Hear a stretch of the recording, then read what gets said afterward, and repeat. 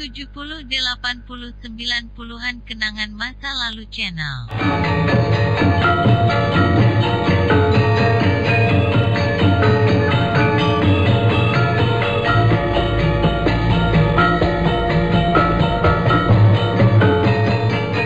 Dalam seri ke-139 ini didukung oleh para pemain Juni sebagai Linggapati, Yuli sebagai Werdamurti, Suryadin Tanjung sebagai Jaran Lejong, Lukman Tambusi sebagai Empu Bajil, Bambang Jeger sebagai Kebo Mundarang, Ivone Rose sebagai Sakawuni, Margaret sebagai Dewi Sambi, Yoko sebagai Empu Renteng, Mas Sono sebagai Rakawi Girang, dan Asdi Suhastra pembawa cerita.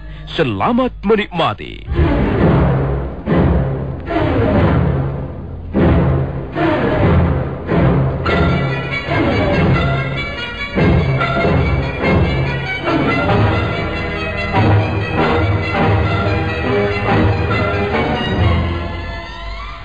Werdamurti dan Linggapati berlari berkejaran di sepanjang tebing.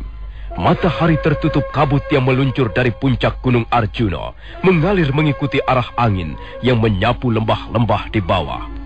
Linggapati terus mengejar Werdamurti dengan perasaan kalang kabut. Mendadak gadis itu berhenti lalu duduk di atas sebongkah batu berlumut.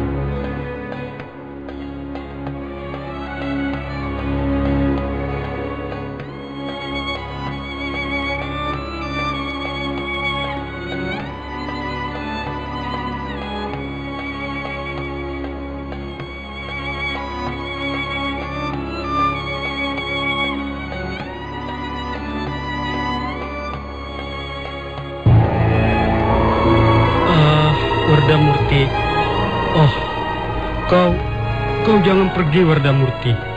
Mengapa aku harus di sini? Kalau kau pergi, aku tidak punya pegangan lagi. Aku tak punya kekuatan lagi. Oh, Werdamurti, hanya kaulah sumber semangatku. Kaulah gadis yang selama ini mengerti tentang diriku. Rasanya aku tak bisa hidup tanpa kau, Werdamurti. Rasanya aku tak punya kekuatan lagi tanpa kehadiranmu. Jangan pergi, Werdamurti. Jangan pergi. Aku sangat membutuhkanmu sekarang ini. Aku sedang kacau. Kakang Linggapati, mengapa kau tidak tengadah dan menghadapi kesulitan dengan hati yang tabah? Werdamurti, aku sanggup menderita seperti apapun beratnya, asal kau mau mendampingi aku. Werdamurti, ayo kita pergi. Kita akan bisa hidup bahagia tanpa harus tinggal di Lopandak. Yah, Lopandak memang desa kelahiran kita. Lopandak banyak menyimpan kenangan manis bagi kita. Tapi aku yakin masih banyak tempat lain, tempat di mana kita bisa meletakkan harapan untuk bisa hidup bahagia. Tidak, Kakang. Aku tidak bisa meninggalkan Lopandak. Dengar dulu.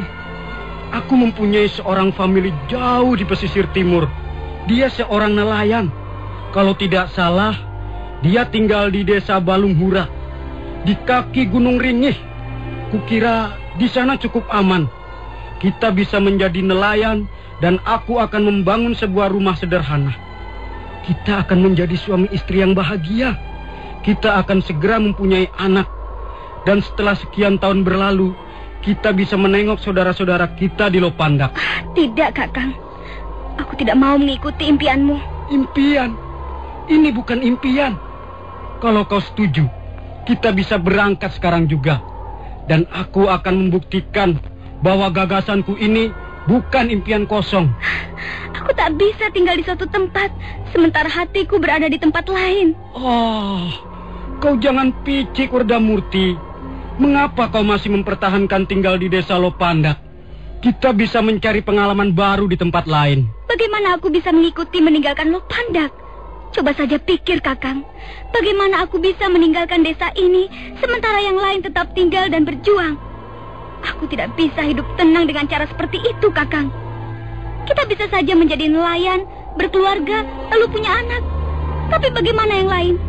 Bagaimana dengan teman-teman kita di sini? Saudara kita di sini, orang tua dan sanak kerabat kita di sini. Apa yang bisa kita lakukan di sini sekarang ini, Werdamurti? Banyak yang bisa kita lakukan di sini. Terutama sekali mempertahankan desa kita dari ancaman pemerintah Kediri. Kalau peristiwa pembunuhan itu sampai ke kota Kediri, kau pikir mereka akan tinggal diam? Di samping itu, kita harus tetap setia pada pendirian dan keyakinan kita semula. Pendirian apa? Keyakinan apa, Wardamurti? Ayahku pernah dibawa Gusti Banyak Kapuk menghadap Gusti Sanggrama Wijaya di Majapahit. Sepulang dari Majapahit, ayahku lalu berkata padaku, Gusti Sanggrama Wijaya dengan dibantu orang-orang kepercayaan beliau sedang mempersiapkan suatu rencana yang besar. Dan desa kita, Lupandak, mendapat kehormatan untuk membantu beliau. Pemerintah Kediri tidak bisa dibiarkan hidup terlalu lama. Harus ada suatu tatanan masyarakat baru yang tidak ada lagi sewenang-wenang dan yang memperhatikan hak asasi seluruh rakyatnya serta menjanjikan suatu kehidupan yang lebih mantap, adil dan makmur secara merata. Itulah cita-cita Gusti Sanggrama Wijaya yang menurut pendapatku juga menjadi cita-cita seluruh manusia yang menghuni bumi Japa ini. Kita harus mendukung cita-cita yang luhur ini. Lupandak akan kuserahkan habis-habisan untuk mewujudkan cita-cita ini. Mungkin apa yang bisa diberikan Lupandak hanyalah sekelumit pengabdian. Tapi kita harus bangga bahwa kita telah ikut ambil bagian, betapapun kecil nilainya, untuk membangun Majapahit.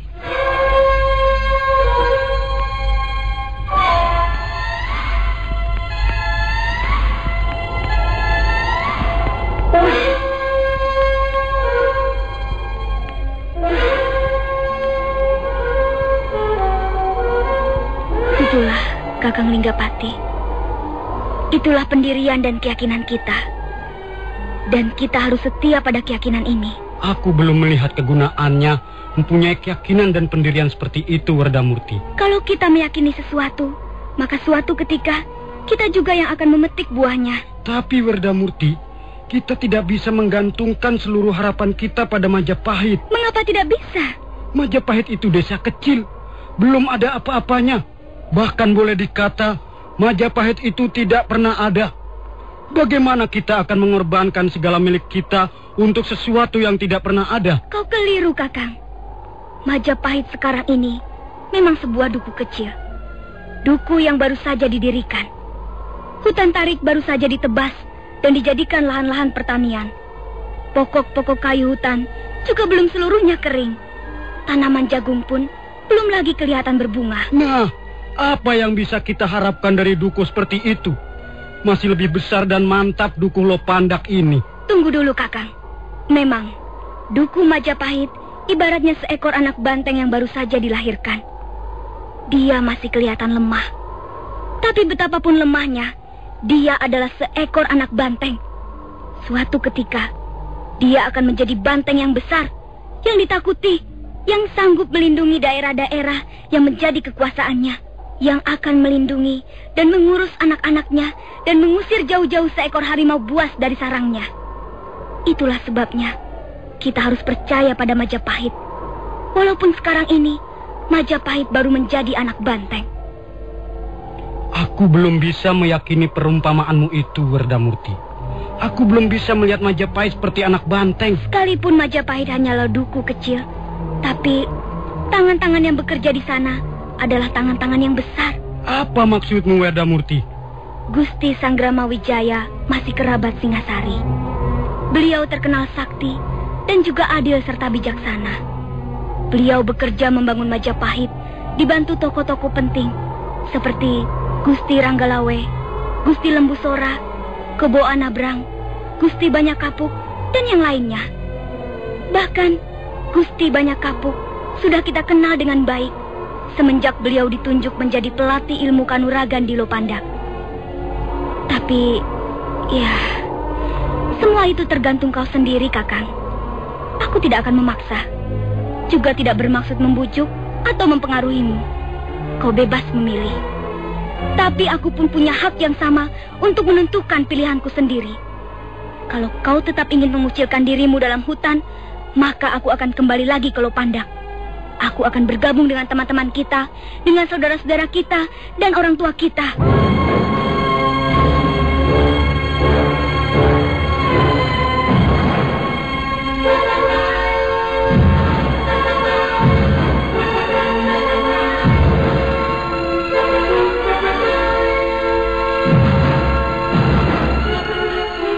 Sementara itu, Jaran Lejong setelah peristiwa pembunuhan di pagar Gunung Batu masih dalam perjalanan menuju Jasun Wungkal.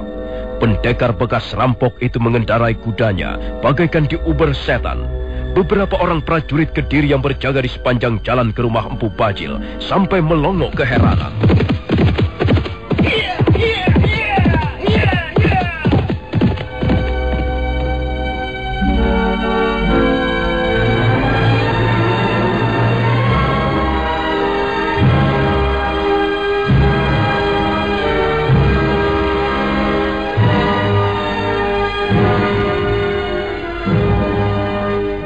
Setelah menampatkan kudanya di halaman rumah Empu Bajil, Jaran Lejong langsung melompat ke pendapa.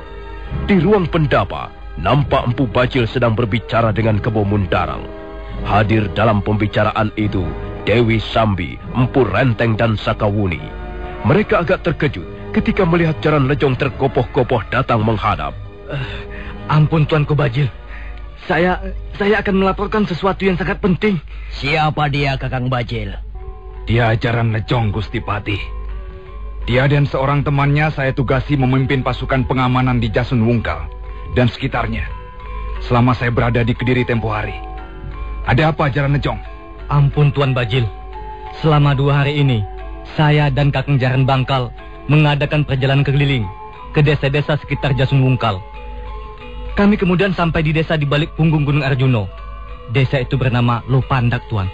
Lopandak? Apa ada desa yang bernama Lopandak? Rasanya baru sekarang ini aku mendengarnya. Kakang Bajil, memang ada desa yang bernama Lopandak. Tapi bukankah desa itu desa kecil? Betul Tuan Renteng. Lopandak memang desa kecil. Lurahnya bernama Rakawigirang. Desa itu letaknya agak jauh dari desa-desa lain, di sebelah selatan Gunung Arjuno. Jaran Lejong? Iya Tuan. Laporkan saja hal-hal yang penting. Jangan bicara ngelantur tentang desa yang bernama Lopandak. Baik Tuan Bajil. Jaran Lejong lalu menceritakan apa yang dialaminya di desa Lopandak. Tentang suasana di desa itu yang nampaknya mencurigakan. Terutama sekali tentang perkelahiannya di pagar Gunung Batu, sehingga Jaran Bangkal terbunuh.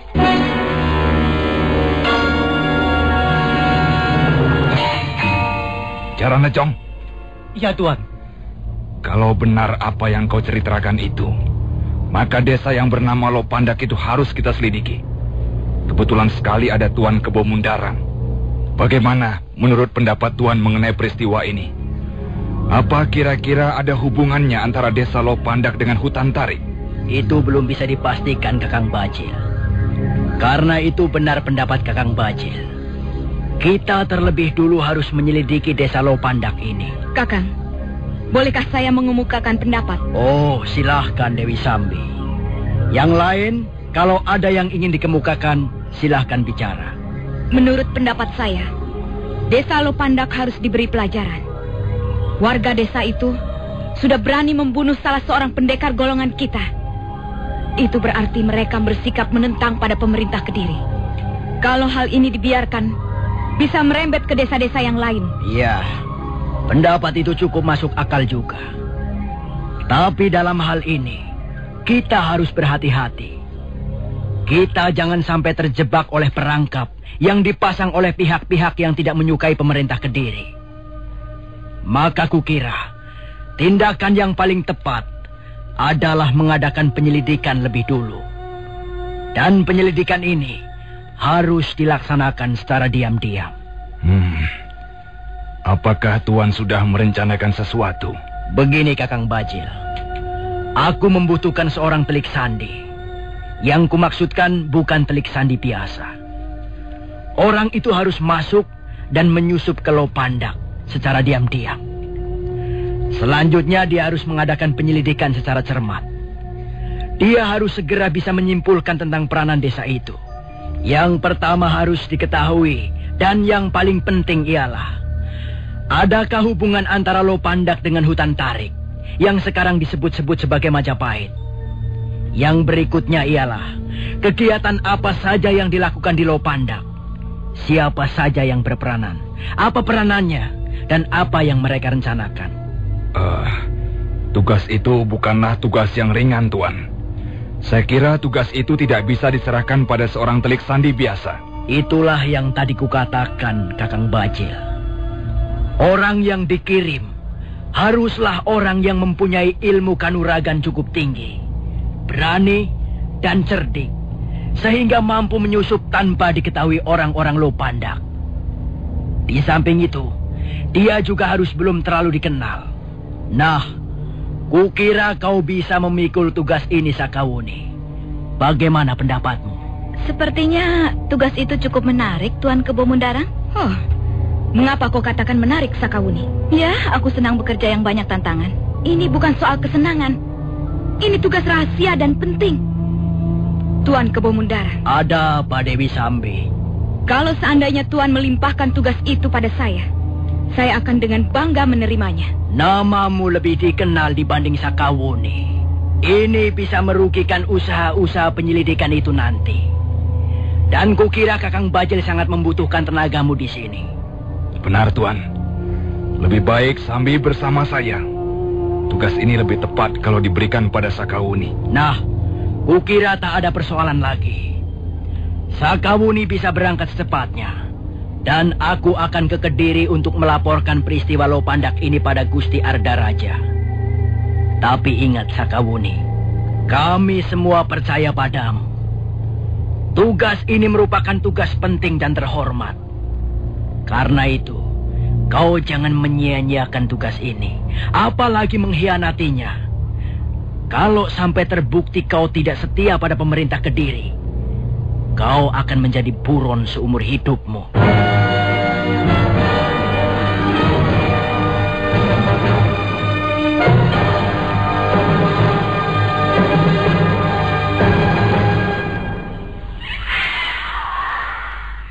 Werdamurti, tunggu Werdamurti.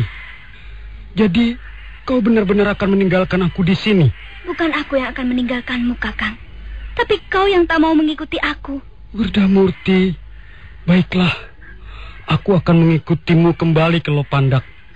Kakang. Kakang Linggapati. Aku mencintaimu, Werdamurti. Aku juga mencintaimu, Kakang. Aku sudah memutuskan sekarang.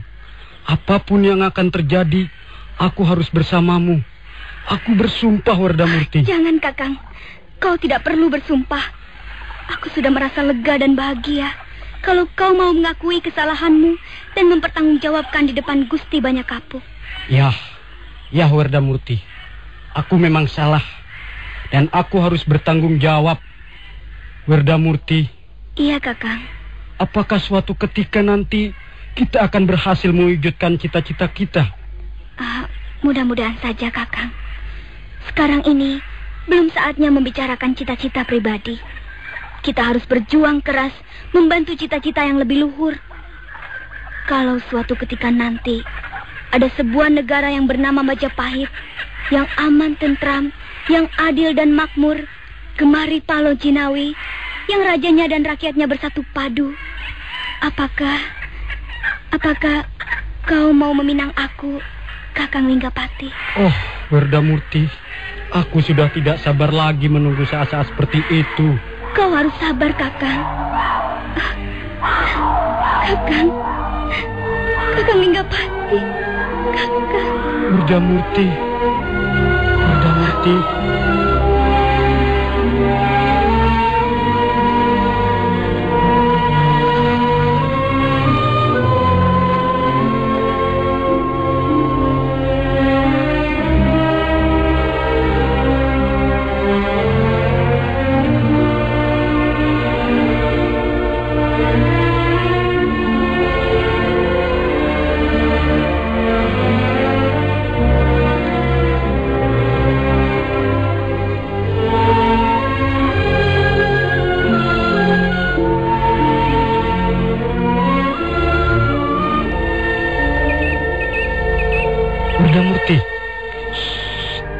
Werdamurti.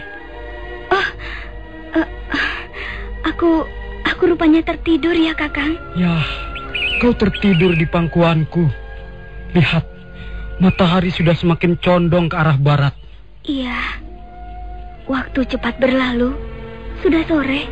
Rapikanlah rambutmu, lalu kita berangkat ke Lopandak.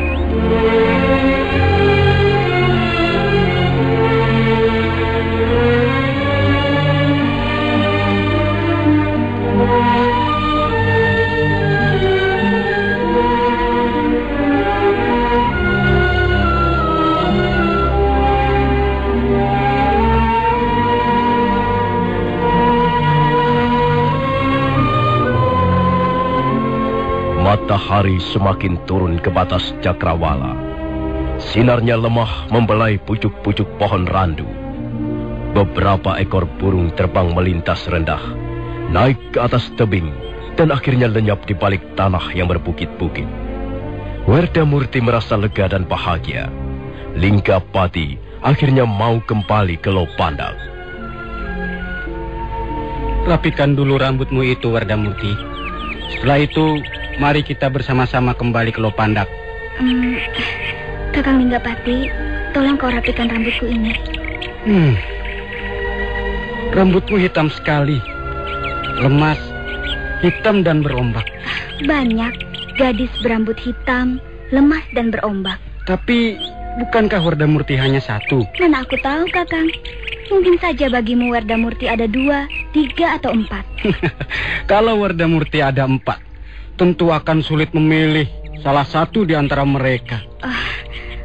Rupanya sudah sore, Kakang. Aku takut kemalaman di hutan. Marilah kita pulang sekarang. Oh iya, kita pulang ke rumah atau langsung ke lereng Girinata? Sebaiknya kau pulang ke rumahmu dulu, Kakang. Kau temui dulu ayahmu. Aku akan menunggu di rumahku. Mengapa tidak langsung saja kita ke lereng Girinata? Aku ingin segera melaporkan peristiwa ini pada Gusti Banyak Kapuk. Kukira malam ini ayahku dan ayahmu pasti tidak akan ada di rumah. Kalau kau berpendapat begitu, baiklah. Kita langsung saja ke lereng Girinata.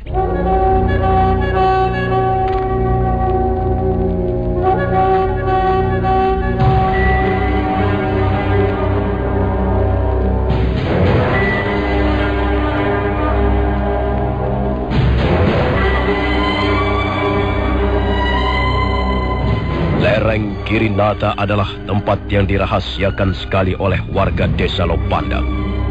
Lereng itu sangat terjal dan sukar dicapai, dan merupakan suatu tempat yang tersembunyi. Di belakang lereng itu terdapat sebuah lapangan yang cukup luas.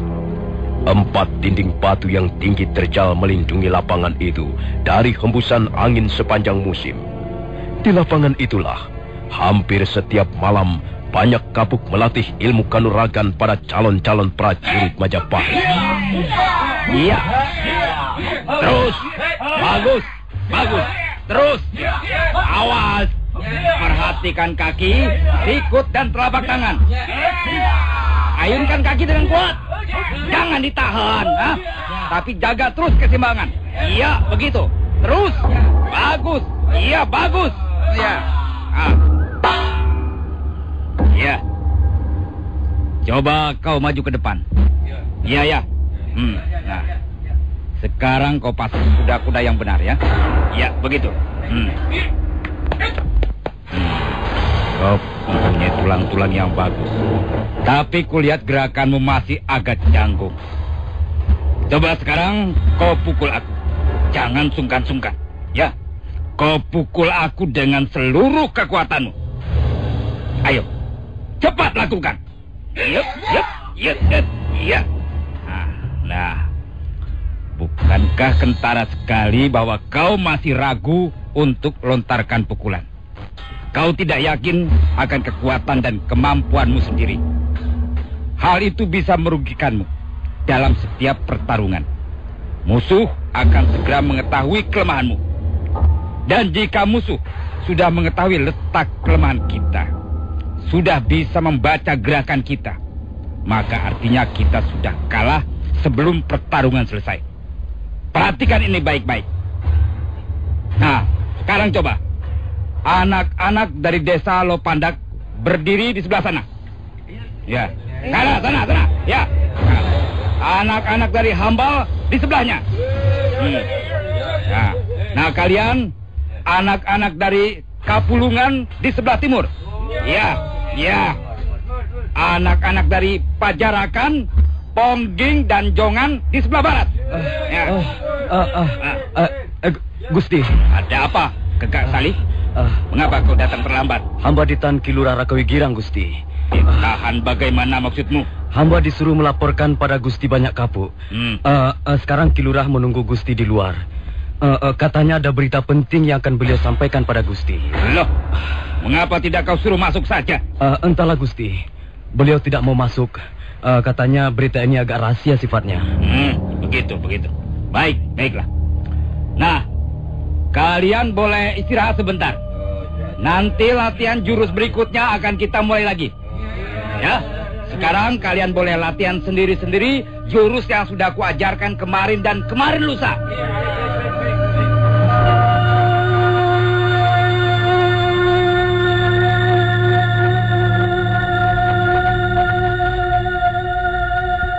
Banyak Kapuk kelihatan sangat terkejut begitu mendengar laporan mengenai peristiwa di pagar Gunung Batu. Untuk sesaat lamanya, tokoh pendekar bekas pejabat kerajaan Singasari itu tidak mengeluarkan sepatah kata pun. Ya, hamba sangat menyesalkan peristiwa ini, Gusti. Ya, aku juga menyesal, Ki Lurah. Mengapa hal ini bisa terjadi? Akibatnya bisa berbahaya sekali. Bisa menghancurkan seluruh rencana Gusti Sanggrama Wijaya. Nah, lalu sekarang bagaimana dengan Linggapati? Soal Linggapati hamba serahkan pada orang tuanya. Ranadikara, kau bicara sendiri pada Gusti Banyak Kapuk. Ampun, Gusti. Hamba mohon ampun atas kelakuan Linggapati anak hamba. Ya, Linggapati, anakmu itu memang punya bakat besar di bidang ulah kanuragan. Tapi sayangnya dia sombong. Dan nampaknya juga kurang bisa mengendalikan dirinya. Hamba sudah berulang kali memperingatkannya, Gusti. Dia memang brutal. Tapi hamba sudah sering kali memperingatkannya. Jangan sombong. Jangan memperlihatkan ilmu yang sudah kau pelajari dari Gusti Banyak Kapuk. Hiduplah sederhana saja, seperti petani biasa. Tapi anak hamba itu memang bengal. Rupanya dia tidak mau mendengarkan kata-kata hamba. Di mana anakmu sekarang, Ranadikara? Ampun, Gusti. Hamba belum berhasil membawanya ke hadapan Gusti. Persoalan ini pasti ada buntutnya.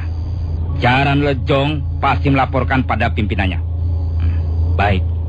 Ayo, ikut aku. Ya, Gusti.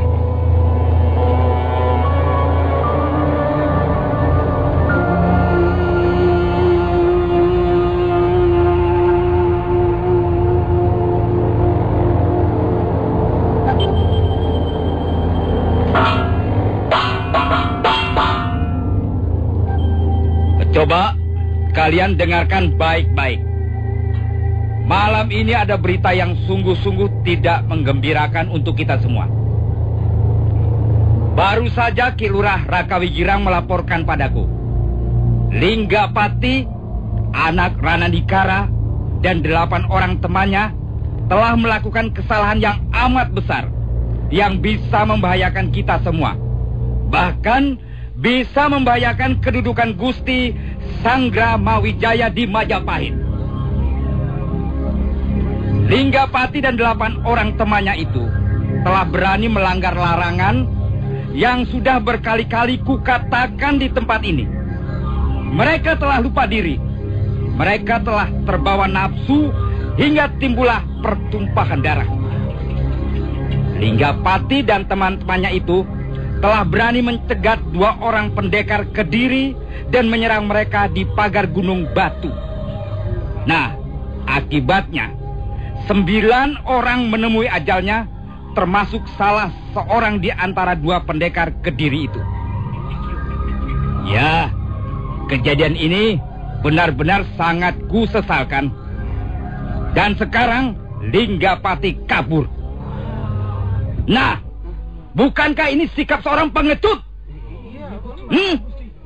Aku mengajari kalian ilmu kanuragan bukan untuk sombong-sombongan, bukan untuk pamer, juga bukan untuk berkelahi murahan. Aku mengajarkan ilmu ini agar kalian nanti menjadi prajurit-prajurit Majapahit yang tangguh, yang bisa diajak menggempur musuh. Nah, baiklah. Orang yang bersalah wajib dihukum. Tapi aku bisa berbuat apa kalau orang yang harus dihukum nyatanya tidak ada? Gusti, biarlah hamba saja yang mewakili anak hamba. Biarlah hamba yang memikul hukumannya, Gusti. Tidak, Ranadikara. Bukan kau yang seharusnya dihukum. Akulah yang sepantasnya mewakili Linggapati. Aku orang tuanya, Raka Wigirang. Akulah yang harus menggantikan hukuman itu.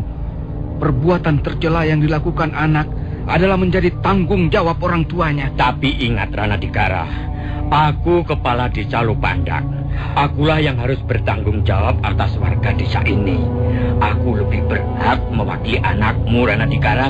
Terima kasih, Raka Wigirang. Ketulusan dan sikapmu sangat mengharukan hatiku. Tapi cobalah mengerti keadaanku. Cobalah mengerti perasaanku. Anakku sudah berbuat salah. Dia kabur.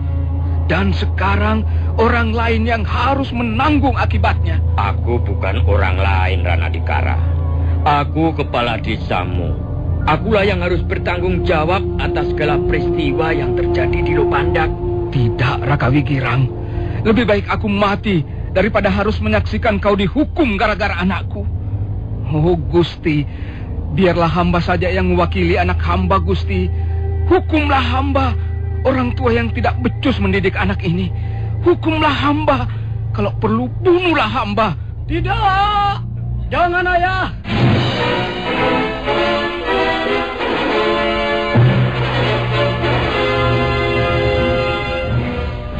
Ampun Gusti, hambalah yang bersalah. Hamba yang harus dihukum. Hamba tak ingin melibatkan orang lain. Biarlah kesalahan ini hamba yang tanggung sendiri. Ampun Gusti. Linggapati. Ya Gusti. Kemana saja kau selama ini? Hamba melarikan diri Gusti. Hamba bersembunyi dalam hutan. Mengapa tiba-tiba kau muncul di sini? Hamba telah menyadari bahwa hambalah yang bersalah. Werdamurti telah menjemput hamba, lalu mengantarkan hamba menghadap Gusti Banyak Kapuk. Setiap orang salah harus mendapat hukuman. Kalau orang salah karena hal-hal tertentu bebas dari hukuman, maka masyarakat yang akan dirugikan. Hamba sanggup menerima hukumannya, Gusti. Hamba memang pantas dihukum. Iya. Nah, Raka Wigira. Ya, Gusti. Dan kau, Ranadikara. Ya, Gusti. Nah, karena Linggapati sudah datang, maka dia sendirilah yang harus memikul hukuman atas perbuatannya. Kalian dan semuanya minggir. Kau Kakek Sari, bawa Linggapati ke tengah lapangan. Ikat dia. Baik, Gusti.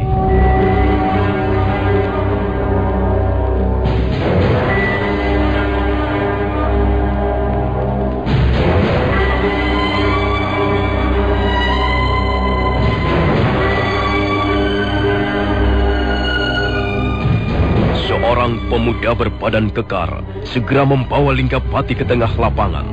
Sementara yang lain bergerak menepi. Mereka lalu berdiri berjajar di sepanjang dinding tebing.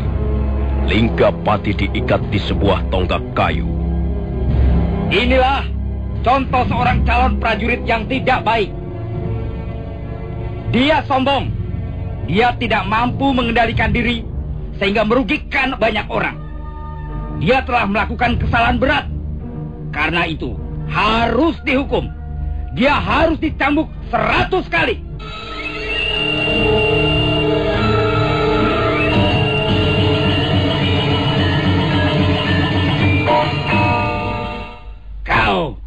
Kau maju ke depan. Bukan kau. Kau yang kumaksudkan. Iya. Gadis yang tadi membawa Linggapati yang kumaksudkan. Iya, Gusti. Ini ada rotan hitam. Kau cambuk laki-laki itu supaya jera. supaya dia tidak mengulangi lagi perbuatannya.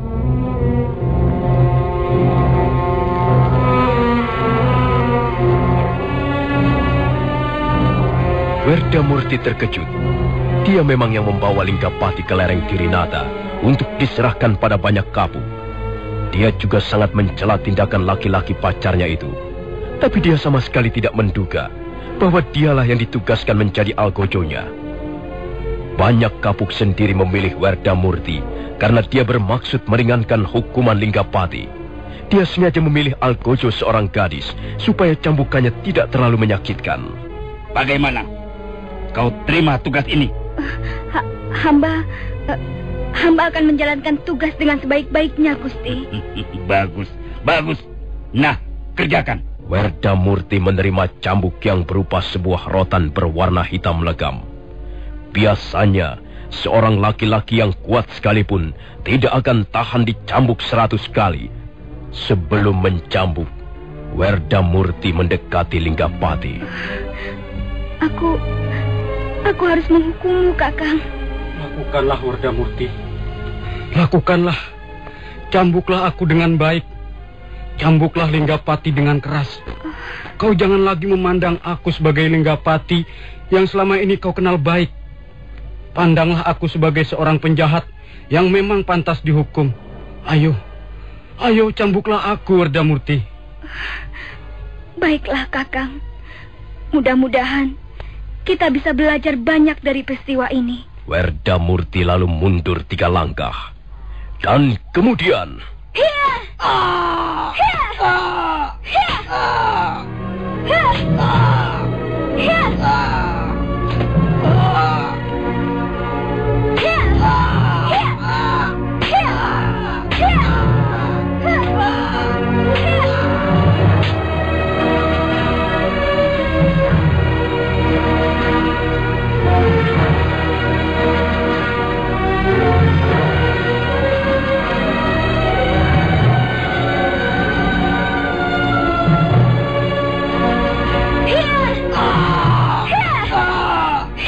Werdamurti terus mencambuk punggung Linggapati.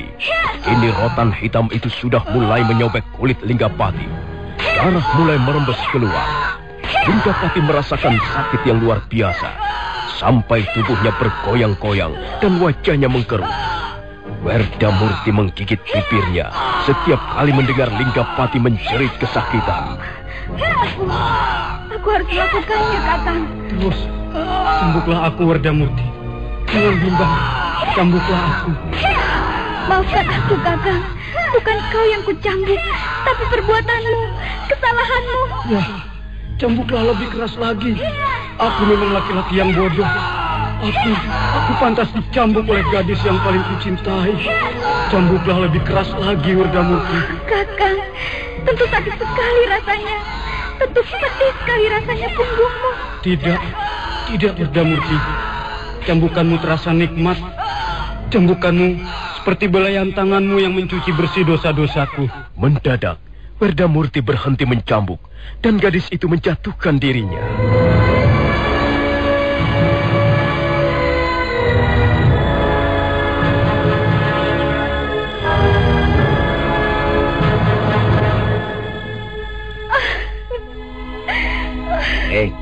Mengapa kau berhenti mencambuk? Ampun, Gusti. Ampun. Hamba tidak sanggup lagi. Lebih baik hambalah yang dicambuk, Gusti. Mengapa begitu? Ampun, Gusti. Hamba mencintai laki-laki itu. Setiap kali mengayunkan cambuk, rasanya hati hamba teriris pedih. Hamba tidak sanggup lagi, Gusti. Jadi kau lebih mementingkan cintamu daripada tugasmu. Werdamurti, kau jangan membuatku malu. Ayolah, cambuk lagi si Linggapati. Tidak, Ayah. Saya tidak sanggup lagi. Lebih baik sayalah yang dicambuk. Anak perempuan tidak tahu malu. Minggirlah, tunggu. Jangan terburu nafsu, Raka Wigirang. Werdamurti anakku, Dia harus dihajar karena tidak menjalankan tugas dengan baik. Raka Wigirang, kalau Werdamurti tidak sampai hati menghukum anakku, karena mungkin mereka mempunyai hubungan tertentu, biarlah aku yang akan merampungkan persoalan ini. Linggapati adalah anak Ranadikara. Gusti Banyak Kapuk, biar hambalah yang mencambuk anak celaka itu.